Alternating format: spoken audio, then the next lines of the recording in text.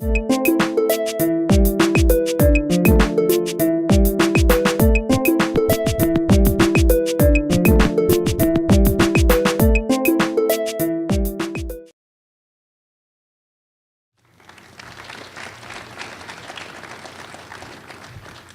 you. It's great to be here. I guess I should turn on my mic. That would be good. Is that okay? Is that better? Am I on? Okay. Well, thank you. For those of you who know a little psychology, you've probably heard of the primacy-recency effect, which is most places you want to either be first or last, and the worst place to be is in the middle.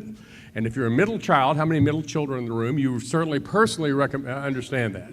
So there are certain strategies you need to use. I'm going to do my best here, and I'm looking to the middle children to really support me and help me here so we can have a really interesting and vibrant conversation. So I think Stan has laid out for you, as he always does, so clearly and articulately certain clear steps that we need to engage in order to up the ante on college completion, and that can have a dramatic impact on our numbers.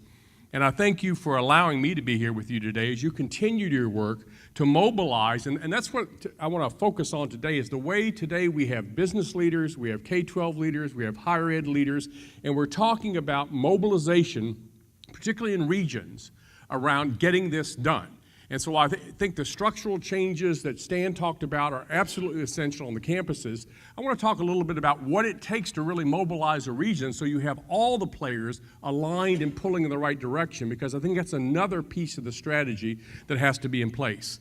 And I know that's what you want to do in terms of bringing your communities together, business leaders, K-12, higher ed, community leaders. We work a lot with foundations, private foundations and community foundations in Georgia, all sorts of players, advocacy groups and community-based organizations that work in your communities with those students that we need to serve better.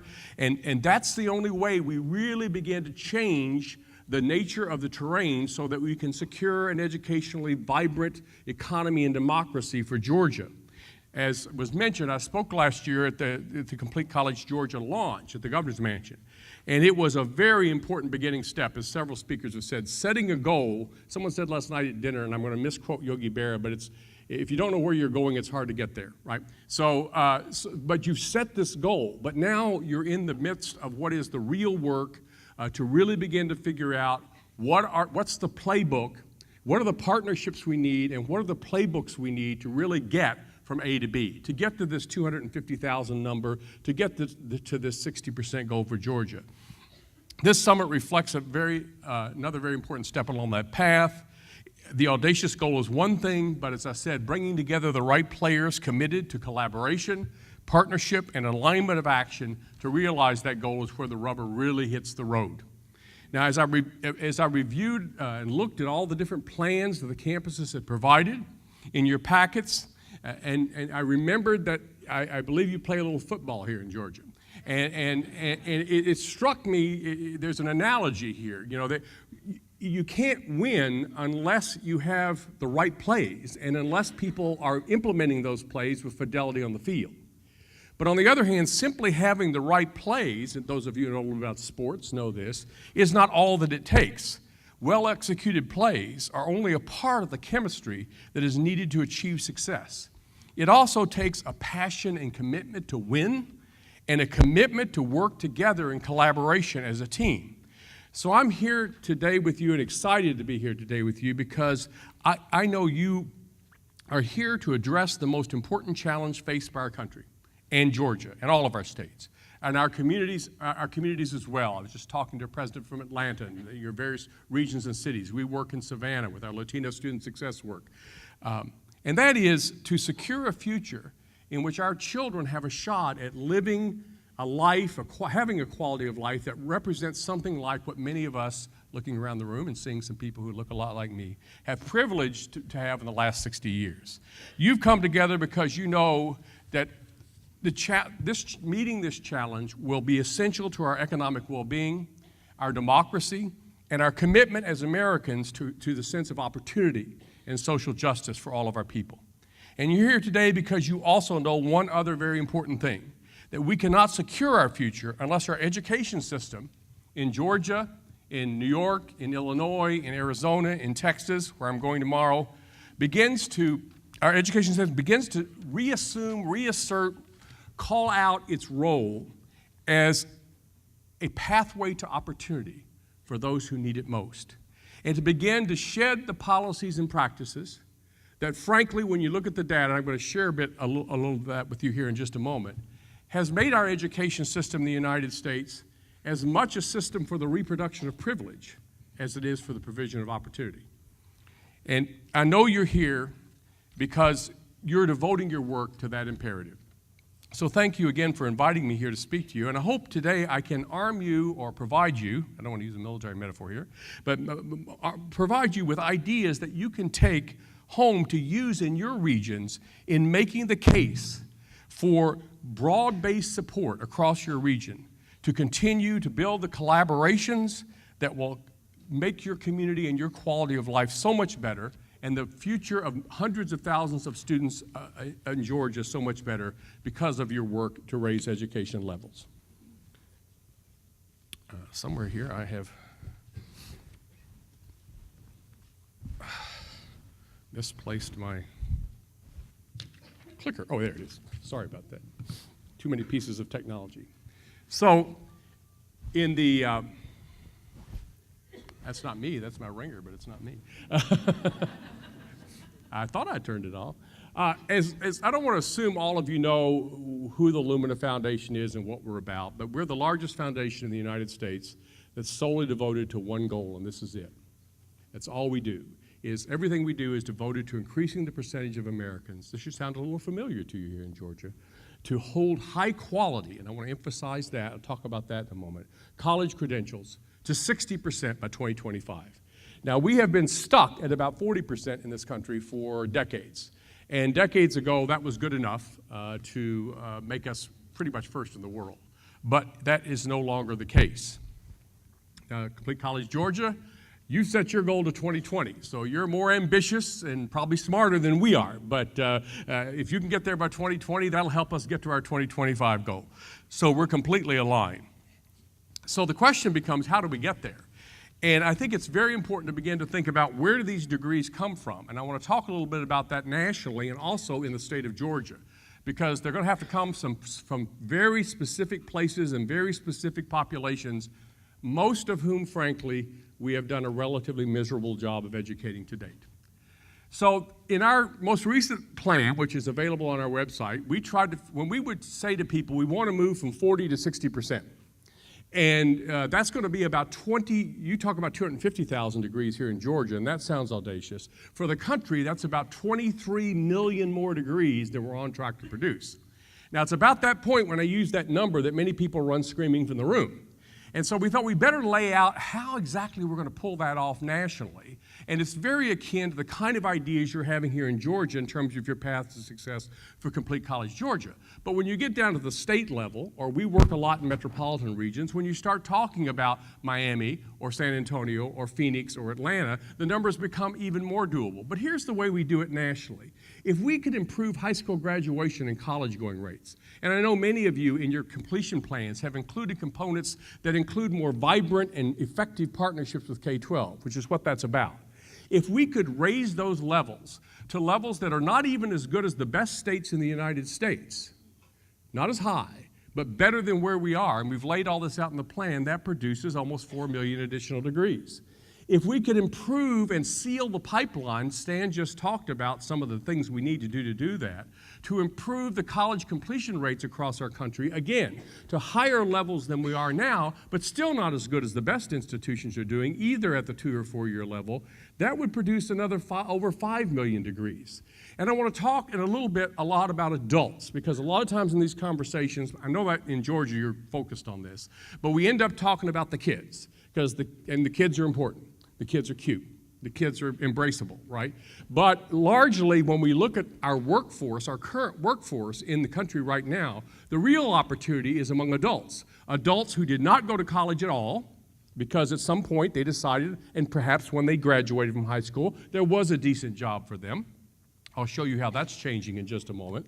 Or those who went to college, and because of our college dropout rate, and we have, as you well know, not just a high school dropout problem in this country, we have a college dropout problem. but there are around 36 to 38 million adults in the workforce right now who went to college and left with nothing but credits, perhaps some debt, but no degree or credential to help them in their lives. So if we could just get a reasonably small percentage of those adults, millions of whom have 60 hours or more, we know this already, toward their college degree. Some have 90 hours toward a baccalaureate degree. If we could find a way to get them back, and it's not as easy as it sounds, because they failed once, we failed them once, and now they have complicated lives, and we need to figure out a way to get them back and get them a degree that counts for them in their lives and counts for our economy. That could produce another 7 million. And then Stan mentioned the one-year certificates. We are discovering, working with the Georgetown Center, who will be represented here in just a moment, there are a large number of certificates offered, one sub-associate, sub-baccalaureate, which have tremendous value in the workplace and in terms of employability. And we need to be focusing on those and making people aware of those. And I'll tell you what I find when I talk to a lot of students and people who are first generation or they failed once and want to come back, if you start out by saying to them, you know, you ought to go back to college, and per Stan's numbers, in 6 or 8 years, you'll have a degree. It's like saying you ought to go in your backyard and build a rocket and go to the moon. But when you can say, look, if you can start, here's a pathway where after a certain limited period of time, you're going to get a certificate that has these payoffs for you, and here's how you get it. And then you know what you also find? Many of those students, not all, many of them get that certificate and really go out and fill a skills gap in the workforce, and that's great. But you also find with many of those students, they do that 1 year, and they're like, I can do this. And so they go on. Or if we have the right kind of system, maybe they go to work and then they know they need to come back as the skills escalate. And if we can figure out a system where what they learn there counts when they come back, as opposed to, no, I'm sorry, that wasn't taught here, none of that counts, you've got to start from scratch. If we put that kind of transfer system like you have here together in Georgia, then we begin to build that pathway to degrees and credentials that really make a difference for adults. And you add all that up and we're at 24 million, so we've already beaten our goal. And thinking in those terms around where is your opportunity here in Georgia is what you need to think about, and I want to talk about that a little bit in the time that I have here. But first, I want to say a little bit about what's happening. I love the fact that you're taking this regional approach in Georgia. Because what we've discovered is, and we're going to expand our regional work, metropolitan regions and other regions at Lumina, because here's what we found. As you may have heard the rumor, there's a little bit of a political logjam in Washington. So there's not a lot getting done there. And we find sometimes even at the state level, particularly in larger or more populous states, there are things you can do at the state level that are very important, like the performance funding that's being put in place. But there's still a lot of noise at the state level. But when you get down to a region where businesses are located, where mayors are elected, where higher education institutions and their faculty live, where people, there's a pragmatism in those regions to say, Republican, Democrat, whatever, it doesn't matter. If we don't fix some things in our region, the place where we live will not be as good for us or our children. And so we're very excited about this. And I would recommend to you a whole literature, I'm sure most of you may be familiar with it, has emerged over the last couple of years. The initial articles, a lot of them are in a journal called the Stanford Social Innovation Review, called Collaboration for Collective Impact. And really the problem it's trying to address is this. When we decided we really wanted to work at a regional level, we asked an intermediary, we call them that in philanthropy, someone we gave money to, we asked them to scan the top 50 metropolitan areas in the United States and just count for us the number of programs in those regions that were around college access and success. We don't want to know about third grade reading, not that we don't care, but that's not in our bailiwick, or early childhood. My wife's an early childhood teacher, I deeply care, but we want to know college access and success. The numbers were really quite striking. 5, 8, 12, 18 different initiatives in some regions, all around college access and success. And yet if we have nothing else at Lumina, we have data. And I'm going to share some of that with you just in a moment. When we looked at the data for that region, no dials were moving. Nothing was changing, yet every one of those 18 programs was claiming great success. It's working. Everything's working, but nothing's changing. And so what we said was, what is it going to take to bring together a region where you get the kind of aligned action with all the right partners at the table, the community-based organizations that represent the Latino community and the African American community, the employers who care, who can commit to helping their adult workers come back to college, the higher ed institutions who will open up the pathways, the K-12. What will it take to do that? And this is what it takes. And I'm not going to spend a lot of time with this, but there's a lot to be said here about what it takes to really mobilize a region, because it really is important. You can have all the plays in the playbook, but if you don't have the right players, if you don't have the talent, if you don't have the commitment to victory, if you don't have the sense that we've got to work together on this, everybody's off implementing their little play, and what you get are these little islands of excellence, which is what we have across the country right now. This program's doing great. It's really producing results. And this little island program over here. But you don't have the alignment and the synergy and the collaboration that produces the level of impact that you know you need here in Georgia to hit that 60% goal. First of all, I'm going to talk a little more about some of these. I'll highlight them very quickly here. You need to create a sense of urgency. And I think you're working, that clearly is developing here in Georgia. There's a sense that we've got to act. You know, there's an interesting assessment that one organization does of regions. And what they find is regions go through rhythms in their lives. And there's a certain point where a region is in the blame game rhythm. It's like they're all blaming one another for the fact that things aren't getting better. And that's a very hard region to get mobilized. But at some point in many regions, it finally clicks with key people in the region. We got to get this fixed. We've got to do something. And when that happens, that urgency creates, and then you want to begin to look for champions. Champions in your business community, champions in your education community, mayors in political leadership, champions, your community foundations and regional foundations, whoever you can find who will take the lead and be the champion for this kind of mobilization. And then you need to develop a common agenda. And you're doing that here in Georgia. A common agenda where everybody's sort of on the same page of where we're going, what the nature of the problem is, and the kind of rules of the game that we're going to engage in as we partner with one another. It doesn't mean everybody immediately knows all the solutions, but it means they're committed to finding those solutions and using, as I say here, data, shared measurement, mutual accountability, where every organization, which is often the case, is not going to have its own little data system. We track our students over here, and you track your students over here, and everybody's doing it differently. Where you agree to, this is one of the hardest things to do, to come up with a transparent measurement system that says, here's where we are, here's where we want to be, here's how publicly and together we're going to measure our progress, and we're going to find out if we're making progress, and if we're not going to blame anybody. We're going to come together and have those, in Achieving the Dream was mentioned earlier, there's a great phrase that those colleges use, around courageous conversations, looking at the data about what really needs to change. And then you need to align activities along a joint plan of action. That's crucial.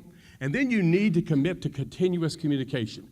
You have to have an infrastructure where the business folk and the education folk and the K-12, higher ed and K-12 and the community-based folk are constantly talking to one another and sharing what they're learning to move the region along. And lastly, I'll talk a little about, you need some kind of a backbone organization that is going to wake up every morning caring about herding the cats and caring about making sure that that collaboration works. Because if you don't, entropy is a principle of life, and ultimately everybody will come together, sing kumbaya, commit to a common goal, and then over time they'll all start going their different directions, unless there's somebody waking up every morning saying, remember what we committed to? Come back here, let's do this together, because that's the only way we're going to get it done.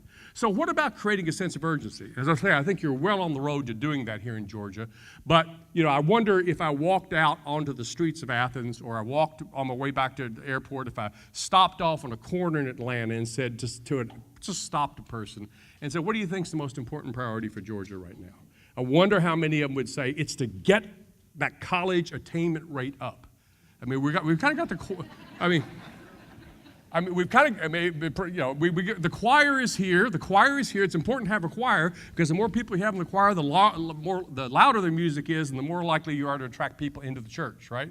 But we need to create a sense of urgency. Some of this data I'm sure you're familiar with, but there is, there's a sense of urgency in terms of a global sense of competition. And I say this here in Georgia because as Governor Deal knows, as the Chancellor knows, as Ron Jackson knows, Georgia is not just competing with Tennessee, Florida, and Alabama for jobs and businesses. As the Chamber of Commerce knows, you're competing with where I was last year, Singapore and Shanghai and Ireland and these kinds of countries, and for good jobs and good employers, and actually to keep your own people here so they don't move to those places where they can find a talented workforce. And yet, as you probably have heard, among our young workforce, notice this is 25 to 34-year-olds, the future of our workforce, we're 12th in the developed world, 12th. And other countries, even those below us, are moving faster up the ladder than we are. Now, we did increase our education attainment level this last year by an unprecedented amount, 1%. That's the greatest increase we've seen in several years. Korea, in the last assessment, increased its higher education attainment rate in 1 year by 5%. So it's not, we're increasing. We're, like cat's feet in fall. We're moving up. But others are racing forward beyond us, and we have to change that. And just to throw that, so again, to take it to the state level, here's where our states rank in comparison internationally. And there's Georgia, slugging it out with Poland, Chile, and just above Slovenia and Greece for education bragging rights. Okay, so this is not, and we all know in this room that being globally competitive is hugely important for the internal health of our economy.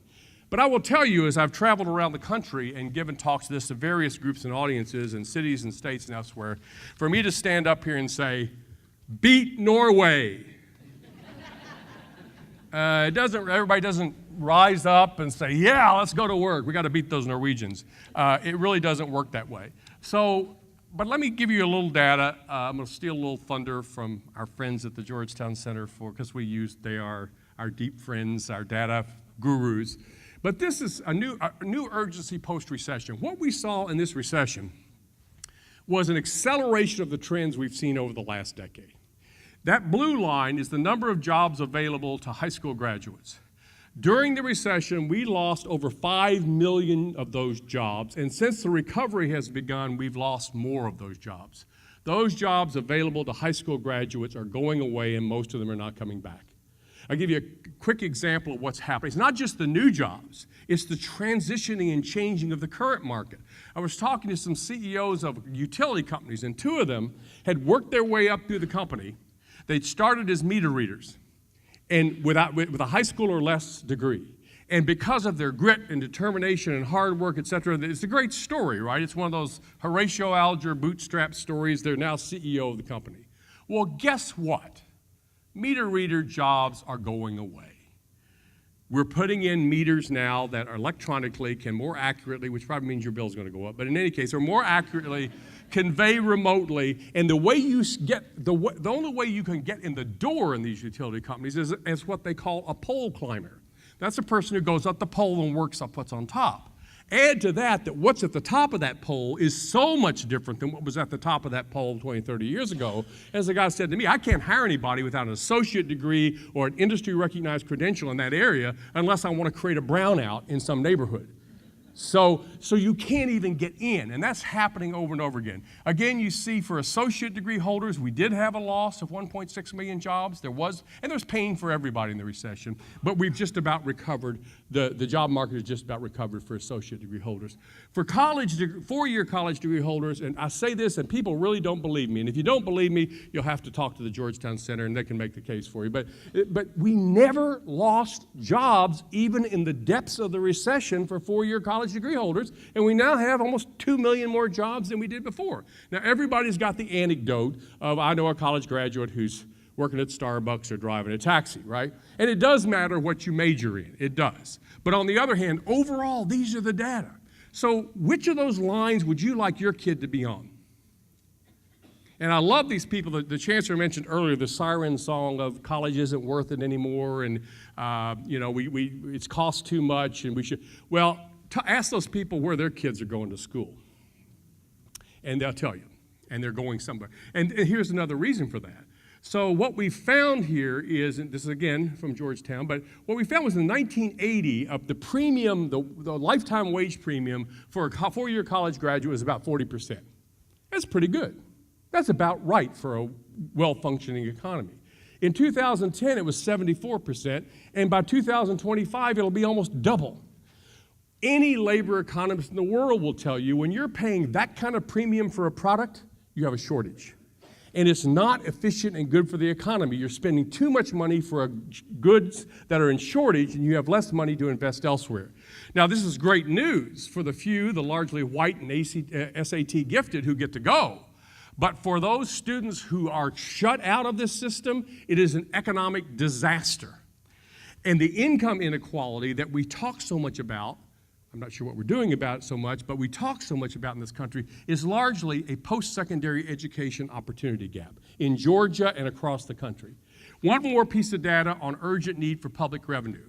How many people in this room in a financially strapped state in the higher education system would like to see the state have $1 billion more to spend in public revenue? Can I get an amen from the folks in Georgia? All right? All right. So this was put out recently by the American Association of Community Colleges, showing that associate degree holders have a 20% increase in weekly earnings from high school graduates. Each BA pays more than $6,000 a year more in taxes. So I did a little in my head math, and so don't hold me to this, but I thought, well, let's assume a certain break between this $250,000, some associate, some baccalaureate, et cetera, and you can easily get to $1 billion in additional public revenue with this move. And so, again, I think it's essential to the health and well-being. Now, here's the deal. You're here to transform this system. Someone used that word last night and this morning, transformational. And you need to do that. Because what we see over the last 2008, 2011 in Georgia, 36.2% of the workforce with a college degree credentialed, 36.2, 36.1, and this last year you made a phenomenal 0.3 of a point to 36.4 increase. Now, I remember the phrase, the operational definition of insanity is doing the same thing over and over again, expecting to get different results. So that's why you're here today. You're not going to do the same things over and over again. You're going to do it differently. So that's some of the urgency, and I hope that that's the kind of information that you're able to take out to your faculty colleagues, to your community, and say, this is why we've got to act. This is why we've got to collaborate in ways we've never done before. We can't have these siloed islands of excellence anymore. We've got to work together or we will fail together. So also creating these champions. Look for people who have credibility everywhere I go where they have these successful regional collaborations. Credible champions have stepped up from different sectors. Sometimes it's the mayor, and some others. Sometimes it's business leaders. Sometimes it's higher education leadership. Sometimes it's leadership from the community itself and the community foundations. But you need a cadre of champions from administration, faculty, and look to your students to be champions of this. Look to your students. A lot of times I think one of the mistakes we make in some of these efforts to help our students to get to degrees is we approach it with a deficit model. It's like, well, there are these poor students who lack things. And so our job is to go do things to them to give them the things they lack. Now, clearly, there are things that need to be provided. Stan talked about the work in developmental education. But when you really hear the student voices, particularly the students we're most trying to serve, you begin to recognize that they are bringing an enormous number of assets to our campuses. They build on those assets. I had the privilege at one point of being on the selection committee for the Dell Scholarships. I don't know if you're familiar with that scholarship program, but it's a scholarship program that really targets juniors in high school who, frankly, excuse my French, have been to hell and back to get there and get college ready. They have been homeless 2 of the 4 years they're in high school. They've lost parents. They've lost siblings to violence. They've had drug addiction in their family. They've gone to low, and yet somehow they got to that point. And they don't have the 1,600 SATs or the 32 ACTs, but they are near or at readiness standards. And when I read the portfolios of those students, I thought, if these aren't meritorious students, if these aren't people you don't want to have on your campus, if these aren't people you don't want in your business who have shown this level of grit and determination and commitment to achieving their goals, then probably you haven't messed up recruitment and HR system. But and a state and regional leadership, all of that. Faith-based organizations, we're finding a lot of uptake in some of our regions among the faith-based organizations in terms of driving this agenda. And then a common agenda, which is a shared vision for change, a common goal and understanding of the problem, a joint approach to solving it that produces emergent solutions, not a commitment to a predetermined solution. For the faculty in the room, this is curiosity and intellectual challenge. That's what this is. We have faculty doing research on curing diseases, on curing Alzheimer's. This is the similar kind of problem. We need data. We need to keep working to make this work. And I will tell you, too, to keep it from being an islands of excellence kind of piece, it needs to be, I firmly believe this, within a region and within a campus, it has to be a culture change. It has to be a value-driven culture change and a commitment that we're going to set ourselves a goal like we've never had before. We're going to commit ourselves to the well-being of all of our people, and policies and practices grow from that. That way you don't have a place where, as important as developmental ed is, as Stan said, developmental ed's being reformed over here, and a pathways program's going over here, and there's a business partnership over here with this department in the university, but there isn't that overall sense of systemic change. Everybody from the campus safety department to the faith-based churches in the region to the business partners who are talking to their employees about the importance of education for them and their children, it's got to be that kind of data change, and it's got to be data-driven, asset-based. Don't start in your region by saying, oh, we're terrible, we have all these needs, we have all this trouble. Because if you do that's not a way to motivate people. You're terrible, now get up and do something about it. That's not a strategy, right? So you start by talking about the assets that we have in this region. We have employers, we have institutions, we have assets, we've solved some of our problems, but now how do we move on and solve the next ones and the big ones that we need to solve? As I said, fueled by commitment and curiosity. It needs to be a common agenda focused on access and success. There's no way we get there without vastly increasing the numbers of students who go to college and then making sure that hugely increased percentage of them actually get through it. We can't do it by simply sealing the college pipeline, and we certainly learned over the last 30 years that getting more students onto campus, which we've done, doesn't solve the problem because too many of them don't get out. It's got to be both of those. It's got to be focused on what we call 21st century students. This is, again, from Complete College America. 75% of our 17.6 million undergrads are now juggling these multiple responsibilities. And yet I find over and over again at state capitals and certainly in Washington inside the Beltway, our higher ed policies and even a lot of our practices on campus act as if our students are still full-time living in the dorm, going to football games or something on Saturday. These are not our students. That's my son, and I hope he gets served. I hope the institution I'm paying a boatload of money serves him, but he is in a shrinking minority of the students we need to serve. And we have to almost audit our practices and policies to say, are they providing barriers to the real students we need to serve? And when I've seen campuses do that, CALE, the Council for Adult and Experiential Literacy, has an assessment called the ALFI, the Adult Learner-Focused Institutions. When I've seen institutions do that, it's been an amazing eye-opener for them. They said, well, we just never, some of this is just like duh, as the cartoon character would say. It's like, well, our service offices are open from 8 to 12, closed at lunch, and then from 1 to 4. I think we've gotten beyond that in most campuses, but not everywhere. And so they're thinking, well, let's see, if you're an adult with a job, that makes it pretty tough to get any services from our organization.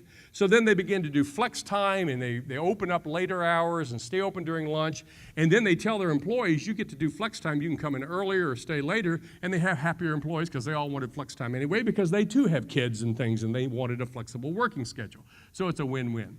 I mentioned the adults. You've probably seen this data, but just to pick that one group with some college and no degree in Georgia, you have over 20% of your workforce, 1 million plus people who went to college, living in Georgia in your workforce, and need to come back. They actually came here. So again, just to emphasize this point, Louis Soares just did a piece for the American Council on Education on the adult learner. He had a term for them. He called them something different. I can't remember what it was. But he pointed out there are 60 million adults in the current workforce who probably could benefit from a post-secondary credential who don't have one. 60 million total. That's those without any and also those with some college and no degree. Between now and 2020, your goal date, whoops, I didn't do that. Did I? I don't think I pushed anything, but, probably hit a key here. But between now and 2020, our goal date, your goal date, we will produce in this country about 30 million high school graduates. So you do the math. 60 million adults already in the workforce in need of our help, 30 million high school graduates total between now and 2020 in our high school system. It's not that we don't care about those folks, it's just that they can't be our total focus. I liken it sometimes to a large lake with less than optimum education water quality. And there are some streams flowing into that lake, and they're reasonable streams, but they're smaller. If you focus all your attention on improving the water quality of the streams flowing into the lake and don't go out into the lake and begin to pull that water back in and recycle it, none of us will be alive by the time we get to this goal. So it's got to be an agenda focused on equity. You know that. Here are your numbers in Georgia. These gaps are a huge barrier to your goals, especially when you consider that African American, Hispanics, these are the particularly Hispanic, fastest growing populations in the United States. And we have been so comfortable with these gaps over so long a period. And I think we, again, talking about courageous conversations, we have to have a conversation about why have we been so comfortable with these gaps and why have we not felt an urgency to eliminate them. And I will tell you something here, maybe a little controversial, but I will say it because I hear it between the lines, not here, but in places I go, where it's sort of like, well, those gaps are there not because we have a system that is distorted in a way in which it provides opportunity. It's there because of who those people are. It's because of what they don't have. And if we take that kind of attitude, we are lost because we've got to close these equity gaps. Just a little more depth on equity. In 2010, the bachelor's attainment rate among white Americans 25 to 29, our younger workforce, was twice that among similarly aged African American and Latino groups. Of the 49 million American students in the K-12 system, 20 million are African American, Latino, or American Indian. Also, by 2050, the Latino population under age 24 will grow by 137% to 31 million. Last data point, of the 49 million students in our K-12 system, 22 million, 45%, are low income. Students of color, low income students, adults, they've got to be our targets. We do a pretty darn good job of educating wealthy folks in this country. Don't need to worry about them. If you look at the 2010 census among 24-year-olds, 4 out of 5 young people, 24-year-olds in the highest income quartile, already have a 4-year college degree. Among the young people from the lowest income quartile, 1 out of 10. And I'm reminded in this of a video I saw at an America's Promise convening in Washington, where I'll be speaking next week, where they had a video, and it was a very wealthy family in Alabama, and their daughter was bitten by a recluse spider. And they didn't know that. And if you know anything about that, that's deadly for young kids. It dissolves their organs, literally. And she kept getting sicker and sicker, and no one could figure out what was going on, so they took her to the emergency room, and this young emergency room physician figured it out, got her on an ambulance to Birmingham, stayed in the ambulance with her, kept her alive, and saved their daughter's life. That young emergency room physician came from a very poor family in Alabama, and through a lot of luck and happenstance and help, managed to get to medical school and become an emergency room physician. And he saved that wealthy family's life.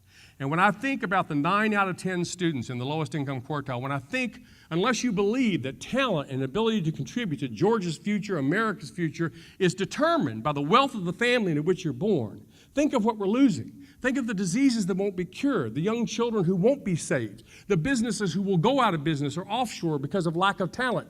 Think of the states who will sink under the weight of the increased cost of Medicaid and public assistance and prison programs because they couldn't solve this problem. It's a huge issue for us, and we have to turn it around. And I know that's what Complete Georgia is about. I'm running out of time here, but I want to just also mention that a part of what I know you're doing here is really thinking about the quality of the learning you're providing your students. Doesn't do any good to create 250,000 more people with a piece of paper if they aren't really developing the skills and abilities that they need to serve the needs of Georgia, both its economy and its democracy. So we have to think about new ways of delivering learning, as Stan talked about. But we also have to think about what are the learning outcomes we're really trying to achieve. How do we create a learning-focused system? And let me tell you what a learning-based system is. And I know some of you are working on that. It's outcomes-based. We care about what the students learn, not about the amount of time they spend sitting in seats in a classroom. One of my good friends often want to say, if you're focused on seat time, for a student, you're focused on the wrong end of the student, okay? And it's defined by transparent and accessible outcomes. It's student-centric. As Stan talked about, it's structured, open to acceleration. It's open to innovative, affordable delivery models for customized learning at scale. We mass customize everything else in the world. But we can't seem to figure out a way, even with all the new technologies we have, to really adapt the learning so we meet each student where they are. We don't take students and all start them at the same place and end them at the same place when they're all at different places. That's inefficient and it's not student-centered. As I said, it is not focused on seat time, organized around semesters, relying on proxies for learning, like we even see in some of our surveys, people assume quality is associated with how much an institution costs. I mean, you do that on the website, right? You have two items, you look at them, and they look similar. They got similar ratings from customers, but one costs $5 more than the other. You'll pay the $5 extra because you figure, well, if it costs more, it must be better. Well, we got a lot of that in the higher ed system. We got to get down to what really works, and one size does not fit all. So as you develop this urgency around this common agenda, access and success, adults, equity, economic development in our region, flowing from that becomes, then you want to, if you're committed to that, you want to measure it. You want to know whether you're succeeding. You have a more engaged community and greater public will. That's from which the joint plan of action flows, that commitment. And you look for a backbone organization who can help you stay on track through the long haul. And make no mistake about it, as the Chancellor said, this is not a 1 year, a year and a half, a 2-year event. This is a long-term commitment to turn around trends that have been with us for decades and decades and decades. And it's a commitment to common purpose and processes and continuous communication and the development of trust among the organizations working together. So let me conclude simply by saying that I am indeed excited. As Lumina, as an organization, we're excited, which is why we're coming to Georgia in so many ways, about the good work that is going on here in Georgia and the progress you're making. We think there's an opportunity here to indeed be transformational and to change the trajectories for the lives of hundreds of thousands of Georgia students. You know, I quoted this poem, I think, at the governor's mansion, but it's my favorite poem, one of my favorite poems, and I'm going to include it here again because I think it's still relevant, because it's about plans of action and playbooks and maps. Adrienne Rich, who sadly passed away last year, was always one of my favorite poets. I actually performed her on stage, but don't fear, I'm not going to do that here today. But there is a poem she wrote decades ago, and it ends like this. The rules break like a thermometer. Quicksilver spills across the charted system. Whatever we do together is pure invention. The maps they gave us were out of date by years. The maps they gave us were out of date by years. So in the end, it's not about us, our businesses, or our institutions. It's not about politics. It's about them and their future and Georgia's future. And I truly believe that the people in this room with this sense of urgency and this commitment to collaboration for real impact can turn things around in Georgia and be a model for turning things around in this country, so that together we create the new maps. We need to find our way to an educational system that is not a reproduction of privilege, but a pathway to opportunity for those who need it most. An economically successful and, yes, globally competitive economy, Georgia and nation. A more vibrant democracy. In short, what Complete College Georgia to me is about is a renewal of Georgia's commitment to once again be a land of opportunity through education for all of its citizens. Thank you very much.